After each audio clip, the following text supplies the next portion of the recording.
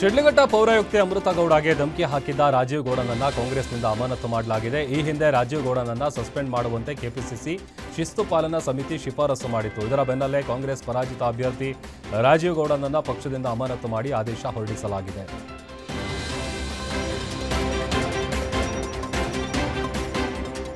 ದೇಶಾದ್ಯಂತ 4 ದಿನ ಬ್ಯಾಂಕ್ಗಳು ಬಂದ್ ಆಗಲಿದ್ದು, ನಾಳೆಯಿಂದ ವಾರಾಂತ್ಯದಲ್ಲಿ ಬ್ಯಾಂಕ್ ವ್ಯವಹಾರಗಳೆಲ್ಲವೂ ಕೂಡ ಸ್ಥಗಿತಗೊಳ್ಳಲಿದೆ. ವಾರದಲ್ಲಿ 5 ದಿನ ಮಾತ್ರ ಕೆಲಸದ ಅವಧಿ ನಿಗದಿ ಮಾಡುವಂತೆ ಆಗ್ರಹಿಸಿ ಬ್ಯಾಂಕ್ ಸಿಬ್ಬಂದಿ ಮುಷ್ಕರಕ್ಕೆ ಕರೆ ಕೊಟ್ಟಿದ್ದಾರೆ. 6 ದಿನಗಳ ಕೆಲಸದ ಬದಲು 5 ದಿನಗಳ ಕೆಲಸದ ಅವಧಿಯನ್ನು ಫಿಕ್ಸ್ ಮಾಡಬೇಕು ಅನ್ನೋದು ಬ್ಯಾಂಕ್ ಉದ್ಯೋಗಿಗಳ ಪ್ರಮುಖ ಬೇಡಿಕೆಯಾಗಿದೆ. ಈ ಹಿನ್ನೆಲೆಯಲ್ಲಿ ಜನವರಿ 27ರಂದು ದೇಶವ್ಯಾಪಿ ಬ್ಯಾಂಕ್ ಮುಷ್ಕರಕ್ಕೆ ಕರೆ ಕೊಡಲಾಗಿದೆ. ರಾಜ್ಯದಲ್ಲಿ ಮತ್ತೆ ಬೈಕ್ ಟ್ಯಾಕ್ಸಿ ಪ್ರಯಾಣಿಕರಿಗೆ ಹೈಕೋರ್ಟ್ ಗುಡ್ ನ್ಯೂಸ್ ಅನ್ನು ನೀಡಿದೆ. ಬೈಕ್ ಟ್ಯಾಕ್ಸಿ ನಿಷೇಧ ಆದೇಶ ರದ್ದುಗೊಳಿಸಿ ಹೈಕೋರ್ಟ್ ಮುಖ್ಯಪೀಠ ಈ ಆದೇಶ ಹೊರಡಿಸಿದ್ದು, ಪ್ರಯಾಣಿಕರ ಜಾಗರೂಕತೆಯ ಬಗ್ಗೆ ನಿಯಮಾವಳಿ ರೂಪಿಸುವಂತೆ ಸರ್ಕಾರಕ್ಕೆ ಹೈಕೋರ್ಟ್ ಸೂಚನೆ ಕೊಟ್ಟಿದೆ. ಕಳೆದ ವರ್ಷ ಏಪ್ರಿಲ್ನಲ್ಲಿ ಬೈಕ್ ಟ್ಯಾಕ್ಸಿ ಸೇವೆಗಳಿಗೆ ಬ್ರೇಕ್ ಹಾಕಲಾಗಿತ್ತು. ಜೂನ್ನಲ್ಲಿ ಟ್ಯಾಕ್ಸಿ ಅಗ್ರಿಗೇಟರ್ಗಳಿಂದ ಹೈಕೋರ್ಟ್ನಲ್ಲಿ ಮೇಲ್ಮನವಿಯನ್ನು ಸಲ್ಲಿಸಲಾಗಿತ್ತು. ಮೇಲ್ಮನವಿ ವಿಚಾರಣೆ ನಡೆಸಿದ ಹೈಕೋರ್ಟ್ ವಿಭಾಗೀಯ ಪೀಠ ಆದೇಶ ರದ್ದುಗೊಳಿಸಿ ಮತ್ತೆ ಬೈಕ್ ಟ್ಯಾಕ್ಸಿ ಸೇವೆಗೆ ಅವಕಾಶ ನೀಡಿದೆ. ನಾಯಿಯನ್ನು ಹುಡುಕಲು ಹೋಗಿದ್ದ ಬಾಲಕನಿಗೆ ರೈಲು ಡಿಕ್ಕಿಯಾಗಿ ಸ್ಥಳದಲ್ಲಿ ಮೃತಪಟ್ಟಿದ್ದಾನೆ. ನೆಲಮಂಗಲ ತಾಲೂಕಿನ ಮುದ್ದಲಿಂಗನಹಳ್ಳಿ ಗೇಟ್ನಲ್ಲಿ ಘಟನೆ ನಡೆದಿದೆ. ಯೋಗೇಂದ್ರ ಮೃತ ದುರ್ದೈವಿ ಅಂತ ಗೊತ್ತಾಗಿದೆ. ಕಳೆದೆರಡು ದಿನಗಳ ಹಿಂದೆ ಯೋಗೇಂದ್ರ ಸಾಕಿದ್ದ ನಾಯಿ ಕಾಣೆಯಾಗಿತ್ತು. ಇದರಿಂದ ಮನನೊಂದಿದ್ದ ಬಾಲಕ ತಂದೆ ತಾಯಿಗೆ ವಿಷಯ ತಿಳಿಸದೆ ನಾಯಿ ಹುಡುಕೋದಕ್ಕೆ ಹೋಗಿದ್ದ. ಈ ವೇಳೆ ದುರಂತ ಸಂಭವಿಸಿದ್ದು, ಸ್ಥಳಕ್ಕೆ ರೈಲ್ವೆ ಪೊಲೀಸರು ಭೇಟಿ ನೀಡಿ ಪರಿಶೀಲನೆ ನಡೆಸಿದ್ದಾರೆ.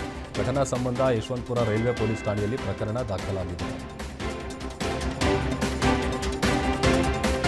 ಸಂತ್ರಸ್ತರಿಗೆ ಪರಿಹಾರ ನೀಡದ ಹಿನ್ನೆಲೆ ಸ್ಟೇಷನ್ ಮಾಸ್ಟರ್ ಕಚೇರಿಯ ಪೀಠೋಪಕರಣಗಳನ್ನು ಜಪ್ತಿ ಮಾಡಲಾಗಿದೆ. 2020ರಲ್ಲಿ ತುಮಕೂರು ಜಿಲ್ಲೆ ಕುಣಿಗಲ್ ತಾಲೂಕಿನ ಮಲ್ಲಘಟ್ಟ ಗ್ರಾಮದ ಲೆಂಕಯ್ಯ ಮತ್ತು ಮೂಡಲಗಿರಿಯವರ ಮನೆ ಮತ್ತು ಜಮೀನನ್ನು ರೈಲ್ವೆ ಇಲಾಖೆ ಸ್ವಾಧೀನಪಡಿಸಿಕೊಂಡಿತ್ತು.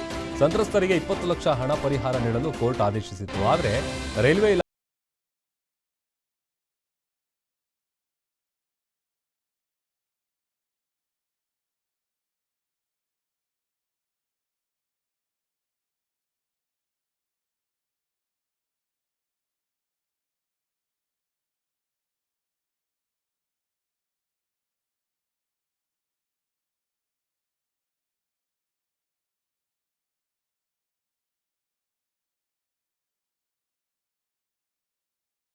ಕಡೆಗೆ ಸಾರ್ವಜನಿಕರು ಆಕ್ರೋಶ ಹೊರಹಾಕಿದ್ದಾರೆ. ರಾಜ್ಯ ಗಡಿಭಾಗ ತಮಿಳುನಾಡಿನ ಡೆಂಕಣಿ ಕೋಟೆ ಸಮೀಪ ಆಹಾರ ಅರಸಿ ರಸ್ತೆಗೆ ಒಂಟಿ ಸಲಗ ಎಂಟ್ರಿ ಕೊಟ್ಟಿದೆ. ರಸ್ತೆಗೆ ಅಡ್ಡಲಾಗಿ ನಿಂತು ವಾಹನ ಸವಾರರಿಗೆ ಕ್ವಾಟ್ಲೆ ಕೊಟ್ಟಿದೆ. ಆಹಾರ ಸೇವಿಸುತ್ತಾ ಕೆಲಕಾಲ ರಸ್ತೆಯಲ್ಲಿಯೇ ಜನರಿಗೆ ಎದುರಿಸುತ್ತಾ ನಿಂತಿದೆ. ಇನ್ನು ರಸ್ತೆ ಮಧ್ಯೆ ಕಾಡಾನೆ ಕಂಡು ವಾಹನ ಸವಾರರು ಆತಂಕದಲ್ಲಿ ನೋಡ್ತಾ ನಿಂತಿದ್ರು.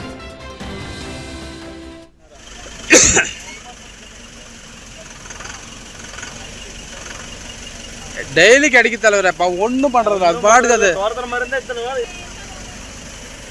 இல்ல அந்தாட்டு வண்டிக்கு தர்றா, அந்தாட்டு வண்டிக்கு தர்றா. டேய்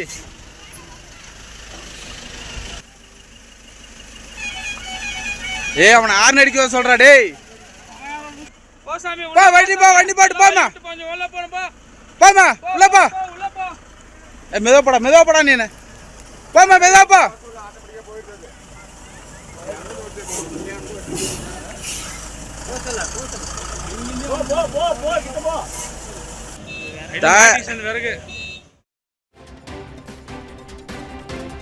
ಬಳ್ಳಾರಿ ನಗರದ ಪುಲ್ಲಯ್ಯ ಕಾಂಪೌಂಡ್ ಆವರಣದಲ್ಲಿ ಪಡಿತರ ಅಕ್ಕಿ ಸಾಗಾಟದ ಅಡ್ಡೆ ಮೇಲೆ ಬಳ್ಳಾರಿ ಸಹಾಯಕ ಆಯುಕ್ತ ರಾಜೇಶ್ ನೇತೃತ್ವದಲ್ಲಿ ದಾಳಿ ನಡೆಸಿದ್ದಾರೆ. ಪಡಿತರ ಅಂಗಡಿಗಳಿಂದ ಅಕ್ರಮವಾಗಿ ಸಂಗ್ರಹಿಸಿದ್ದ ಅಕ್ಕಿಯನ್ನು ಗುಜರಾತ್ ಮೂಲದ ಲಾರಿಯಲ್ಲಿ ತುಂಬಿ ಸಾಗಿಸಲು ಯತ್ನಿಸಿದ್ರು. ಈ ವೇಳೆ ದಾಳಿ ನಡೆದಿದ್ದು 523 ಚೀಲ ಅಕ್ಕಿ ಹಾಗೂ ಒಬ್ಬ ಚಾಲಕ ಸೇರಿದಂತೆ ಹಲವರನ್ನು ವಶಕ್ಕೆ ಪಡೆಯಲಾಗಿದೆ. ಎಪಿಎಂಸಿ ಪೊಲೀಸ್ ಠಾಣೆಯಲ್ಲಿ ಇದೇ ವಿಚಾರವಾಗಿ ಪ್ರಕರಣ ಕೂಡ ದಾಖಲಾಗಿದೆ. ಅಧಿವೇಶನದಲ್ಲಿ ಪೂರ್ತಿ ಭಾಷಣ ಮಾಡದ ರಾಜ್ಯಪಾಲರ ನಡೆಗೆ ಸಿಎಂ ತವರಲ್ಲಿ ರಾಜ್ಯಪಾಲರ ವಿರುದ್ಧ ಪ್ರತಿಭಟನೆ ನಡೆಸಲಾಯಿತು. ಸಂವಿಧಾನದ ಪುಸ್ತಕ ಹಿಡಿದು ಮೈಸೂರಿನ ರಾಮಸ್ವಾಮಿ ವೃತ್ತದ ಬಳಿ ಕಾಂಗ್ರೆಸ್ ಕಾರ್ಯಕರ್ತರು ಆಕ್ರೋಶ ಹೊರಹಾಕಿದರು. ರಾಜ್ಯಪಾಲರು ರಾಜ್ಯ ಬಿಟ್ಟು ತೆರಳಬೇಕು, ಕೇಂದ್ರ ಸರ್ಕಾರದ ಏಜೆಂಟ್ರಂತೆ ರಾಜ್ಯಪಾಲರು ವರ್ತನೆ ಮಾಡ್ತಾ ಇದ್ದಾರೆ, ಭಾಷಣ ಮೊಟಕುಗೊಳಿಸಿ ಸಂವಿಧಾನಕ್ಕೆ ಅಪಮಾನ ಮಾಡಿದ್ದಾರೆ, ಕೂಡಲೇ ರಾಜ್ಯಪಾಲರನ್ನ ವಜಾಗೊಳಿಸಬೇಕು ಅಂತ ಆಗ್ರಹಿಸಿದ್ದಾರೆ.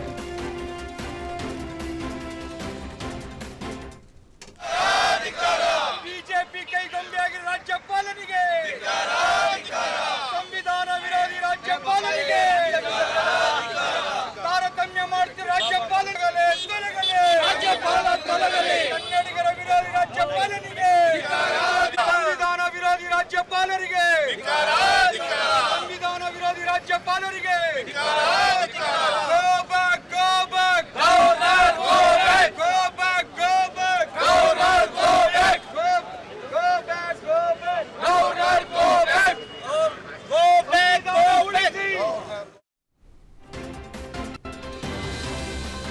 ಕಾರವಾರದಲ್ಲಿ ಬೆಚ್ಚಿ ಬೀಳಿಸೋ ದೃಶ್ಯವೊಂದು ನಡೆದಿದೆ. ವಿವಾಹಿತ ಜೊತೆ ಅನೈತಿಕ ಸಂಬಂಧ ಹೊಂದಿದ ವಿಚಾರ ತಿಳಿದು ಕಾಡಿಗೆ ಕರೆದೊಯ್ದು ದೊಣ್ಣೆಯಿಂದ ಮನಸ್ಸು ಇಚ್ಛೆ ಥಳಿಸಿರುವಂತಹ ಘಟನೆ ಶಿರಸಿ ಬನವಾಸಿ ಅರೆಕೊಪ್ಪದಲ್ಲಿ ನಡೆದಿದೆ.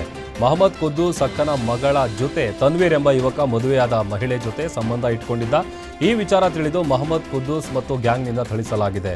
ಹಲ್ಲೆಗೊಳಗಾದ ತನ್ವೀರ್ ಶಿರಸಿ ಗ್ರಾಮೀಣ ಠಾಣೆಗೆ ದೂರು ಕೊಟ್ಟಿದ್ದು ತನಿಖೆ ನಡೆಸ್ತಾ ಇದ್ದಾರೆ. नाटक करत भी जास्ती पड़ती है बोला था नहीं इसके बाद बोला था नहीं उन्हें फोन करके मुझे बोला था नहीं इसके का तेरा घर हाल हो रहा है इनका घर हाल हो रहा है दो घर हाल हो रहे हैं तेरे तरफ कितने घर हाल हो रहे हैं दो घर हाल हो रहे हैं की हाल कर रहा तू ये समझ है कि नहीं तुझे हां ये वो काटे के ले रे ये नंदुआ पीस छोड़ो बंधुआ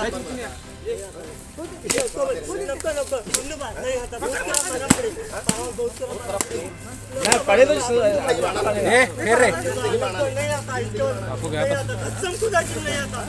जर्किन उठा कर मेरे फोन की जवाबदारी मिले तो जर्किन उठा कर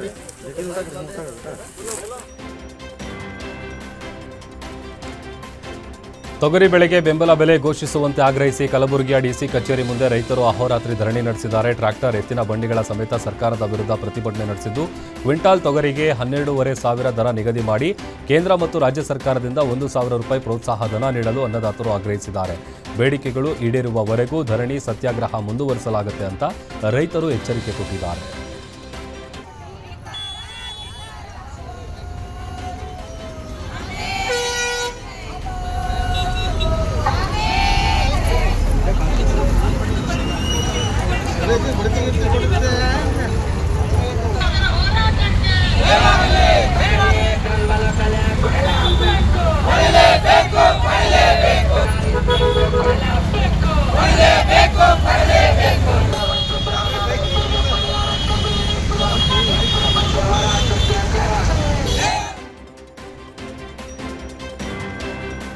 ಮಂಡ್ಯ ಜಿಲ್ಲೆಯ ಮದ್ದೂರಿನಲ್ಲಿ ಬೆಳ್ಳಂಬೆಳಗ್ಗೆ ಕಾಡಾನೆಗಳ ಹಿಂಡು ಕಾಣಿಸಿಕೊಂಡು ಜನರಲ್ಲಿ ಆತಂಕ ಮೂಡಿಸಿವೆ. ಕೆಲಸಕ್ಕೆ ತೆರಳುತ್ತಿದ್ದ ರೈತರು ಆನೆಗಳನ್ನು ಕಂಡು ದಿಕ್ಕಾಪಾಲಾಗಿ ಓಡಿದ್ದಾರೆ. ಆನೆಗಳು ತೆಂಗು ಮತ್ತು ಬಾಳೆ ತೋಟಗಳಿಗೆ ನುಗ್ಗಿ ಬೆಳೆ ಹಾನಿ ಮಾಡಿವೆ. ವಿಷಯ ತಿಳಿತಾ ಇದ್ದಂತೆಯೇ ಅರಣ್ಯ ಇಲಾಖೆ ಸಿಬ್ಬಂದಿ ಸ್ಥಳಕ್ಕೆ ಧಾವಿಸಿದ್ದು ಆನೆಗಳನ್ನು ಮರಳಿ ಅರಣ್ಯಕ್ಕೆ ಓಡಿಸಲು ಕಾರ್ಯಾಚರಣೆ ನಡೆಸ್ತಾ ಇದ್ದಾರೆ. ಸಾರ್ವಜನಿಕರು ಆನೆಗಳ ಬಳಿ ಹೋಗದಂತೆ ಫೋಟೋ ಅಥವಾ ಸೆಲ್ಫಿ ತೆಗೆದುಕೊಳ್ಳಲು ಪ್ರಯತ್ನಿಸದಂತೆ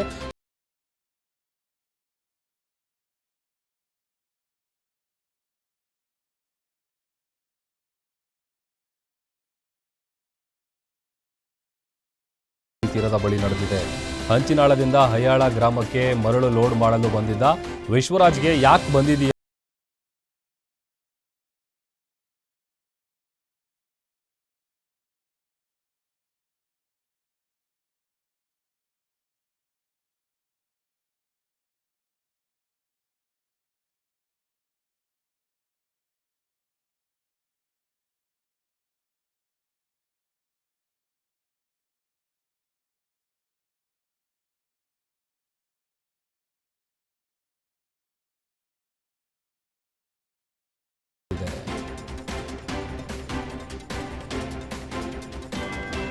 ಮದುವೆಯಾಗಿ 3 ವರ್ಷವಾದರೂ ಮಕ್ಕಳಾಗಿಲ್ಲ ಅಂತ ಪತ್ನಿ ಕಾಟಕ್ಕೆ ಸಿಟ್ಟಿಗೆದ್ದು ಪತ್ನಿಯನ್ನೇ ಉಸಿರುಗಟ್ಟಿಸಿ ಪಾಪಿ ಪತಿ ಕೊಲೆ ಮಾಡಿದ್ದಾನೆ.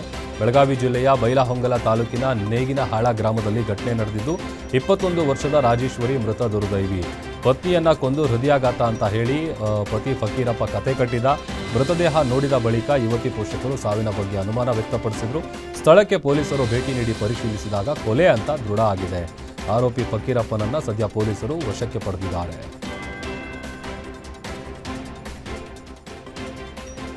ಪತ್ನಿಯ ಅನೈತಿಕ ಸಂಬಂಧ ಪ್ರಶ್ನಿಸಿದ ಪತಿ ಮಚ್ಚಿನಿಂದ ಪತ್ನಿ ಮೇಲೆ ಹಲ್ಲೆ ಮಾಡಿರುವ ಘಟನೆ ಬೆಂಗಳೂರು ಗ್ರಾಮಾಂತರ ಜಿಲ್ಲೆಯ ನೆಲಮಂಗಲ ತಾಲೂಕಿನ ಗೋವಿಂದಪುರದಲ್ಲಿ ನಡೆದಿದೆ. ಬಳ್ಳಾರಿಯಿಂದ ಕೆಲಸ ಅರಸಿ ದಂಪತಿ ಬೆಂಗಳೂರಿಗೆ ಬಂದಿದ್ರು. ಈ ನಡುವೆ ಪತ್ನಿ ನಗ್ಮಾಗೆ ಮಂಜು ಎಂಬಾತನ ಜೊತೆ ಅನೈತಿಕ ಸಂಬಂಧ ಇರೋದು ಗೊತ್ತಾಗಿದೆ. ನಜ್ಮಾ ಹಾಗೂ ಮಂಜು ಜೊತೆಗಿದ್ದ ಫೋಟೋವನ್ನು ಸಲ್ಮಾನ್ ನೋಡಿದ್ದು ಪತ್ನಿ ನಜ್ಮಾ ಮೇಲೆ ಮಾರಣಾಂತಿಕ ಹಲ್ಲೆ ನಡೆಸಿದ್ದಾನೆ. ಹಲ್ಲೆಗೊಳಗಾದ ಪತ್ನಿ ಸಾವು ಬದುಕಿನ ಮಧ್ಯೆ ಹೋರಾಟ ಮಾಡ್ತಿದ್ದು ನೆಲಮಂಗಲ ಪೊಲೀಸರು ಆರೋಪಿಯನ್ನ ಸದ್ಯ ಅರೆಸ್ಟ್ ಮಾಡಿದ್ದಾರೆ. ಯಾದಗಿರಿಯ ವಡಗೇರದ ಸರ್ಕಾರಿ ಶಾಲಾ ವಿದ್ಯಾರ್ಥಿ ಆತ್ಮಹತ್ಯೆ ಕೇಸ್ಗೆ ಟ್ವಿಸ್ಟ್ ಸಿಕ್ಕಿದೆ. ಮಗನ ಸಾವಿನ ಬಗ್ಗೆ ಕುಟುಂಬಸ್ಥರು ಶಿಕ್ಷಕರ ಮೇಲೆ ಅನುಮಾನ ವ್ಯಕ್ತಪಡಿಸಿದ್ದಾರೆ. ಶಿಕ್ಷಕರು ಬೈದಿದ್ದಕ್ಕೆ ಮಗ ಆತ್ಮಹತ್ಯೆ ಮಾಡಿಕೊಂಡಿದ್ದಾನೆ ಅಂತ ವಿದ್ಯಾರ್ಥಿ ತಂದೆ ಆರೋಪಿಸಿ ಪೊಲೀಸರಿಗೆ ಕಂಪ್ಲೇಂಟ್ ಕೊಟ್ಟಿದ್ದಾರೆ.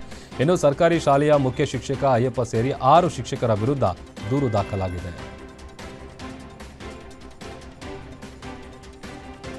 ಹಳ್ಳಿ ಜೀವನ ಬೇಸರವಾಗಿದೆ ಅಂತ ಪ್ರಶ್ನಿಸಿ ಮದುವೆಯಾದ ನವವಿವಾಹಿತೆ ನೇಣಿಗೆ ಶರಣಾಗಿರುವಂಥ ಘಟನೆ ಕಲಬುರಗಿಯ ಸಿದ್ದೇಶ್ವರ ಕಾಲೋನಿಯಲ್ಲಿ ನಡೆದಿದೆ. 26 ವರ್ಷದ ಅನುಸೂಯ ಮೃತ ದುರ್ದೈವಿ. ಅತ್ತೆ ಮಗ ಅವಿನಾಶ್ನನ್ನ ಪ್ರೀತಿಸಿ ಅನುಸೂಯ ಮದುವೆಯಾಗಿದ್ಲು. ಮದುವೆಯಾಗಿ ಕೇವಲ 2 ತಿಂಗಳಿಗೆ ಹಳ್ಳಿಯಲ್ಲಿರೋದಕ್ಕೆ ಬೇಸರ ಆಗ್ತಾ ಇದೆ. ನನ್ನ ಅಕ್ಕಂದಿರು ಸಿಟಿಯಲ್ಲಿದ್ದಾರೆ, ನಾನು ಹಳ್ಳಿಯಲ್ಲಿದ್ದೀನಿ ಅಂತ ಬೇಸರದಿಂದ ನೇಣು ಬಿಗಿದುಕೊಂಡು ಆತ್ಮಹತ್ಯೆ ಮಾಡಿಕೊಂಡಿದ್ದಾರೆ. ವಿಶ್ವವಿದ್ಯಾಲಯ ಪೊಲೀಸ್ ಠಾಣೆಯಲ್ಲಿ ಪ್ರಕರಣ ಕೂಡ ದಾಖಲಾಗಿದೆ.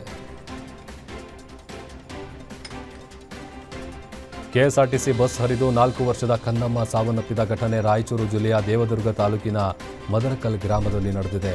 ಗಬ್ಬೂರು ಗ್ರಾಮದ ವಿದ್ಯಾಶ್ರೀ ಮೃತ ಮಗು ಆಗಿದ್ದು, ಸಾರಿಗೆ ಬಸ್ ಗೂಗಲ್ ಗ್ರಾಮದಿಂದ ದೇವದುರ್ಗಕ್ಕೆ ತೆರಳುತ್ತಿದ್ದ ವೇಳೆ ಅಚಾನಕ್ಕಾಗಿ ಅಡ್ಡ ಬಂದ ಕಾರಣ ಮಗುವಿನ ಮೇಲೆ ಬಸ್ ಹರಿದು ದುರ್ಘಟನೆ ಸಂಭವಿಸಿದೆ. ಕಾರವಾರ ಜಿಲ್ಲೆಯಲ್ಲಿ ಮನಕಲಕುವ ಘಟನೆ ನಡೆದಿದೆ. ಪೀಕ್ಲೆ ನರ್ಸಿಂಗ್ ಹೋಮ್ನ ಖ್ಯಾತ ವೈದ್ಯರಾದ ರಾಜು ಪಿಕಳೆ ತಮ್ಮ ನಿವಾಸದಲ್ಲಿ ಆತ್ಮಹತ್ಯೆಗೆ ಶರಣಾಗಿದ್ದಾರೆ. ಅಂಕೋಲಾ ತಾಲೂಕಿನ ಅವರ್ಸಾ ಗ್ರಾಮದ ಮನೆಯಲ್ಲೇ ಈ ದುರ್ಘಟನೆ ನಡೆದಿದ್ದು, ವೈದ್ಯ ರಾಜು ಪಿಕಳೆ ಡಬಲ್ ಬ್ಯಾರಲ್ ಗನ್ನಿಂದ ಶೂಟ್ ಮಾಡಿಕೊಂಡು ಆತ್ಮಹತ್ಯೆ ಮಾಡಿಕೊಂಡಿದ್ದಾರೆ. ಕಳೆದ 15 ದಿನಗಳ ಹಿಂದೆ ವೈದ್ಯ ರಾಜು ಅವಧಿ ಮೀರಿದ ಮಾತ್ರೆ ನೀಡಿದ ಆರೋಪದ ಕುರಿತಾಗಿ ಒಂದು ವಿಡಿಯೋ ಸೋಷಿಯಲ್ ಮೀಡಿಯಾಗಳಲ್ಲಿ ಸಿಕ್ಕಾಪಟ್ಟೆ ವೈರಲ್ ಆಗಿತ್ತು. ಈ ವಿಡಿಯೋ ವೈರಲ್ ಆದ ಬೆನ್ನಲ್ಲೇ ವೈದ್ಯ ರಾಜು ತೀವ್ರ ಮಾನಸಿಕ ಖಿನ್ನತೆಗೆ ಒಳಗಾಗಿ ಶೂಟೌಟ್ ಮಾಡಿಕೊಂಡಿದ್ದಾರೆ. ಇದರಿಂದ ವೈದ್ಯ ಸಮುದಾಯ ಮತ್ತು ಸಾರ್ವಜನಿಕರಲ್ಲಿ ತೀವ್ರ ಆಘಾತ ಮೂಡಿಸಿದೆ. ಬಣ್ಣ ಹೊಡೆಯುವಾಗ ಕೆಳಗೆ ಬಿದ್ದು ಪೇಂಟರ್ ಮೃತಪಟ್ಟಿರುವ ಘಟನೆ ಮೈಸೂರಿನ ಸಂಕಲ್ಪ ಎನ್ಕ್ಲೇವ್ ಅಪಾರ್ಟ್ಮೆಂಟ್ನಲ್ಲಿ ನಡೆದಿದೆ. ಖ್ಯಾತಮಾರನಹಳ್ಳಿ ನಿವಾಸಿ ಸತೀಶ್ ಮೃತ ದುರ್ದೈವಿ. ಇನ್ನು ಸತೀಶ್ನನ್ನ ಬಣ್ಣ ಹೊಡೆಯಲು ಕರೆದುಕೊಂಡು ಬಂದಿದ್ದ ಕಾಂಟ್ರಾಕ್ಟರ್ ದೀಪಕ್ ವಿರುದ್ಧ ಮೃತನ ಸಂಬಂಧಿಕರು ಆಕ್ರೋಶ ಹೊರಹಾಕಿದ್ದಾರೆ.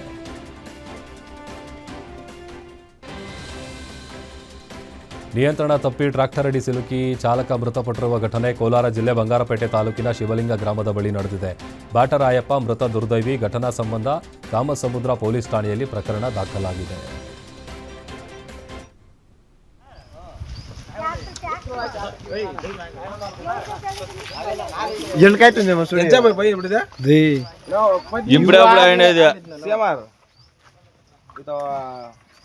మంజాన్ గాడి అప్సైడ్ అయిపోయింది.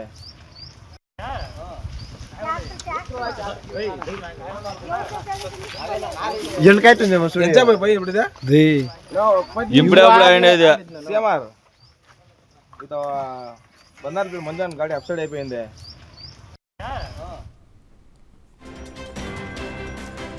ಬಸ್ಗಳಲ್ಲಿ ಕಳ್ಳತನ ಮಾಡ್ತಿದ್ದ 2 ಅಂತಾರಾಜ್ಯ ಕಳ್ಳಿಯರನ್ನ ಬಂಧಿಸಲಾಗಿದೆ. ವೃದ್ಧ ಮಹಿಳೆಯರನ್ನೇ ಟಾರ್ಗೆಟ್ ಮಾಡಿ ಬಸ್ನಲ್ಲಿ ಮಾಂಗಲ್ಯ ಸರ ಎಗರಿಸ್ತಾ ಇದ್ದ ಕಳ್ಳಿಯರನ್ನ ಸಾರ್ವಜನಿಕರು ಹಿಡಿದು ಪೊಲೀಸರಿಗೆ ಒಪ್ಪಿಸಿದ್ದಾರೆ. ತಮಿಳುನಾಡು ಮೂಲದ ಸುಧಾ, ಅನು ಬಂಧಿತ ಆರೋಪಿಗಳಾಗಿದ್ದು, ಬಂಧಿತರಿಂದ 50 ಗ್ರಾಂ ಚಿನ್ನಾಭರಣವನ್ನು ವಶಕ್ಕೆ ಪಡೆಯಲಾಗಿದೆ. ದೇವನಹಳ್ಳಿ ತಾಲೂಕಿನ ವಿಜಯಪುರ ಪೊಲೀಸ್ ಠಾಣೆಯಲ್ಲಿ ಪ್ರಕರಣ ದಾಖಲಾಗಿದೆ.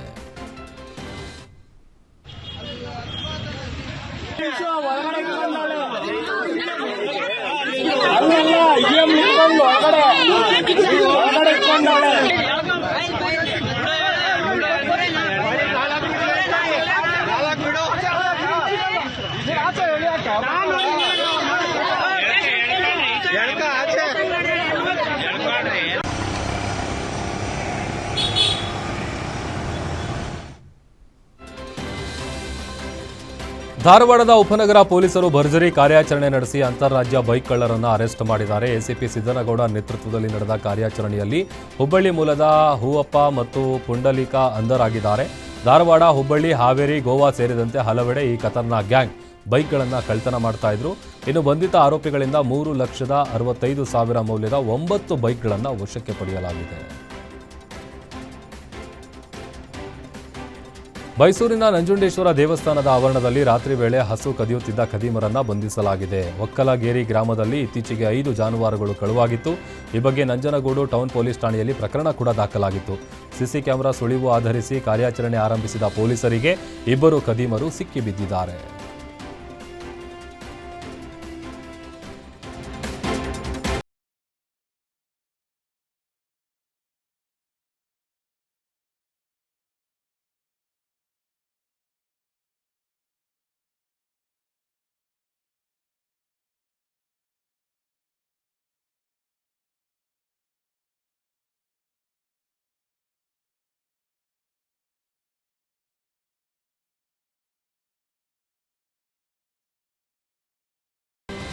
ಮಲೆಮಹದೇಶ್ವರ ಬೆಟ್ಟದಲ್ಲಿ ಭಕ್ತನನ್ನ ಬಲಿ ಪಡೆದಿದ್ದ ಚಿರತೆ ಕೊನೆಗೂ ಸರಿಯಾಗಿದೆ. ತಾಳುಬೆಟ್ಟ ಮಾರ್ಗದ ರಂಗಸ್ವಾಮಿ ಒಡ್ಡುವಿನಲ್ಲಿ ಪಾದಯಾತ್ರೆಗೆ ಅಂತೇಳಿ ಹೊರಟಿದ್ದ ಭಕ್ತರ ಮೇಲೆ ದಾಳಿ ಮಾಡಿದ್ದ ಚಿರತೆಯನ್ನ ಅರಣ್ಯಾಧಿಕಾರಿಗಳು ಕೊನೆಗೂ ಸೆರೆ ಹಿಡಿದಿದ್ದಾರೆ. ಡಿಸಿಎಫ್ ಭಾಸ್ಕರ್ ನೇತೃತ್ವದಲ್ಲಿ ಕಾರ್ಯಾಚರಣೆ ನಡೆಸಲಾಗಿದ್ದು ಡ್ರೋನ್ ಕ್ಯಾಮೆರಾ ಬಳಸಿ ಅಧಿಕಾರಿಗಳು ಚಿರತೆಯನ್ನ ಪತ್ತೆ ಹಚ್ಚಿದ್ದು ಬಳಿಕ ಚಿರತೆಗೆ ಅರವಳಿಕೆ ಮದ್ದು ನೀಡಿ ಯಶಸ್ವಿಯಾಗಿ ಬಲೆಗೆ ಬೀಳಿಸಿದ್ದಾರೆ. ಜಮೀನಿನಲ್ಲಿ ಮೋಟಾರ್ ಆನ್ ಮಾಡಲು ಹೋಗಿದ್ದ ವ್ಯಕ್ತಿ ಮೇಲೆ ಏಕಾಏಕಿ ಕರಡಿಯೊಂದು ದಾಳಿ ಮಾಡಿರುವ ಘಟನೆ ಶಿವಮೊಗ್ಗ ಶಿಕಾರಿಪುರ ತಾಲೂಕು ಹಾರೋಗಪ್ಪ ಗ್ರಾಮದಲ್ಲಿ ನಡೆದಿದೆ. ಸೋಮ್ಲಾ ನಾಯಕ್ ಎಂಬ ವ್ಯಕ್ತಿ ಮೇಲೆ ಕರಡಿ ದಾಳಿ ಮಾಡಿದ್ದು ಕುತ್ತಿಗೆ, ಬೆನ್ನು, ಹೊಟ್ಟೆ ಭಾಗದಲ್ಲಿ ಗಂಭೀರ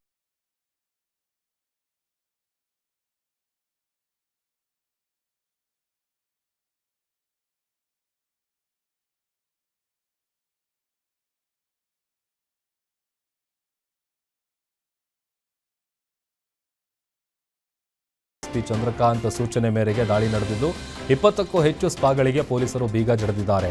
ಜಿಗಣಿಯಲ್ಲಿ 1, ಸೂರ್ಯ ಸಿಟಿಯಲ್ಲಿ 8, ಅತ್ತಿಬೆಲೆಯಲ್ಲಿ 10 ಸ್ಪಾ ಸೇರಿದಂತೆ ಸರ್ಜಾಪುರ ಠಾಣಾ ವ್ಯಾಪ್ತಿಯಲ್ಲಿ ಒಟ್ಟು 2 ಸ್ಪಾಗಳಿಗೆ ಪೊಲೀಸರು ಬೀಗ ಹಾಕಿದ್ದಾರೆ.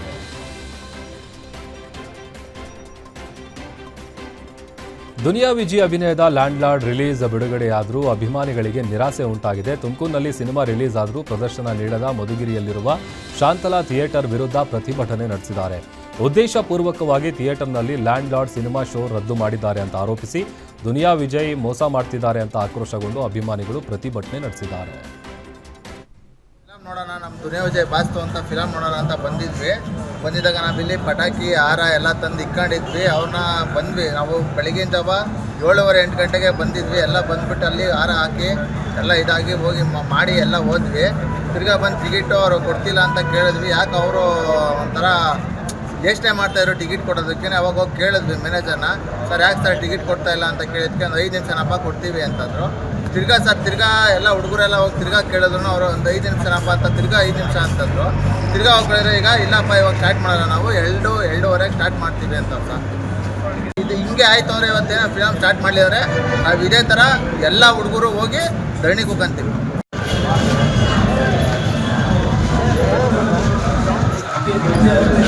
ದುನಿಯಾ ವಿಜಯ್ ಬಾಸ್ಕೆ, ದುನಿಯಾ ವಿಜಯ್ ಬಾಸ್ಕೆ, ಬೇಕೇ ಬೇಕು, ಫಿಲಂ ಬೇಕು, ಬೇಕೇ ಬೇಕು, ಬೇಕೇ. ಡಿಂಪಲ್ ಕ್ವೀನ್ ರಚಿತಾ ರಾಮ್, ನಟ ಜೈದ್ ಖಾನ್ ಅಭಿನಯದ ಕಲ್ಟ್ ಸಿನಿಮಾ ರಾಜ್ಯಾದ್ಯಂತ ರಿಲೀಸ್ ಆಗಿದೆ. ಮಂಡ್ಯದ ಸಂಜಯ್ ಚಿತ್ರಮಂದಿರದಲ್ಲಿ ಕಲ್ಟ್ ಸಿನಿಮಾ ಹೌಸ್ಫುಲ್ ಪ್ರದರ್ಶನ ಕಂಡಿದ್ದು ಥಿಯೇಟರ್ ಹೊರಗೆ